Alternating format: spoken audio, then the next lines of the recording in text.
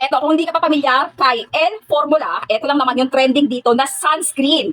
Yes, at eto lang din naman, ang lagi kong ginagamit everyday. So, mayroon silang per piece. So, medyo pricey pag isa lang chinek out mo.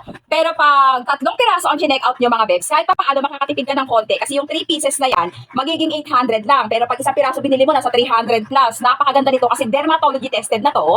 Dermatology tested na siya nga pagkatapos nun, para pa siya sa mga sensitive skin. So kung sensitive skin ka, patulad ko, nako, eto ang marirecommend ko sa'yo. So ito yung gamitin mo. So napaka lightweight niya lang, sobrang dali niya lang talagang i-blend sa pagmumukha. So walang ka-hassle-hassle, walang white cast, napaka lightweight lang. So discounted to ngayon, trending to mga bebs. Ito talaga yung pinaka-favorite ko na sunscreen. So kita niyo naman yung atake niya sa face natin. So maglalagay ako ng link ng ating L Formula, dermatology tested, na naka-discount sale at sobrang tagal pa na expiry date, kaya nag-horn ako nito kasi 2028 pa expiry date nito. So, bilisan mo habang discounted. Yung tip ko sa inyo, yun na yun. Pag mag-check out kayo, gawin nyo siyang 3 piraso kasi mas makakatipid kayo. Pag isang piraso, nasa 300 plus. So, pag 3 piraso, 800 plus, 3 pieces na yun.